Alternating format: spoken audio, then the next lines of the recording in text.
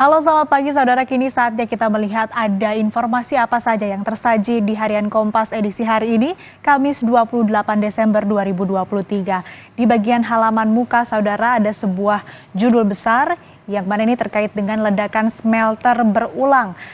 Ledakan tungku smelter nikel di Morowali, Sulawesi Tengah ini menggambarkan minimnya perhatian terhadap kesehatan dan keselamatan kerja. Ledakan tungku ini pun bukan kali pertama terjadi, saudara.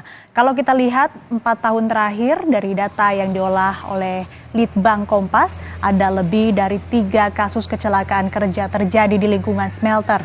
Di tahun 2020 ada 2 kecelakaan kerja yang memakan sejumlah korban tewas. Salah satunya adalah pekerja WNA asal Cina yang tewas akibat kebakaran besar.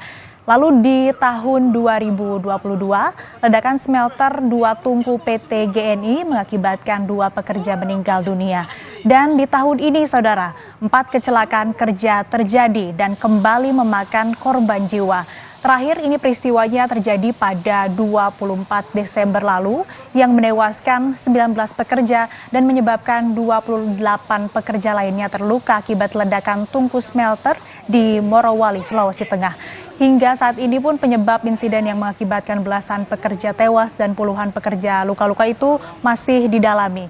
Kecelakaan kerja berulang ini tentu mendesak peningkatan kompetensi dan jumlah tenaga pengawas untuk dilakukan. Kementerian Ketenagakerjaan menugaskan tim pengawas ketenagakerjaan ke lokasi sejak Senin 25 Desember 2023 atau sehari pasca peristiwa ledakan untuk melakukan investigasi. Adapun data-data yang dikumpulkan tim pengawas yakni Job Safety Analysis dan prosedur standar operasional atau SOP, terutama saat memperbaiki tungku smelter. Kemenaker juga mengusulkan peningkatan kompetensi sekaligus penambahan tenaga pengawas agar insiden seperti ledakan tungku smelter di Morowali tidak terulang kembali.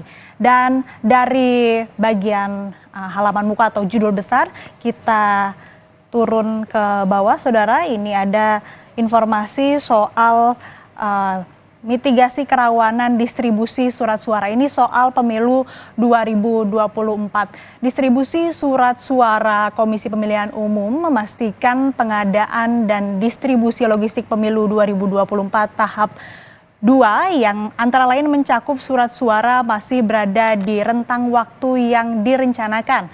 Kendati begitu, Badan Pengawas Pemilu mendorong KPU memitigasi potensi kerawanan distribusi logistik agar tiba tepat waktu, tepat jumlah, tepat jenis, kualitas, dan sesuai dengan prosedur. Produksi pengiriman logistik pemilu tahap 2 ke KPU Kabupaten Kota juga telah berlangsung sejak 15 November 2023 dan dijadwalkan selesai pada 14 Januari 2024. Berdasarkan data yang dihimpun KPU hingga Senin 25 Desember 2023 menunjukkan bahwa produksi surat suara rata-rata mencapai 66% dan separuhnya telah didistribusikan ke KPU Kabupaten Kota. Sementara itu di luar negeri, pengiriman logistik pemilu ke 138 kantor perwakilan RI sudah mencapai 100%, saudara. KPU juga akan segera mengganti 31.276 surat suara pemilihan presiden dan 31.276 surat suara pemilihan anggota DPR untuk pemilih di Taipei yang dinyatakan rusak.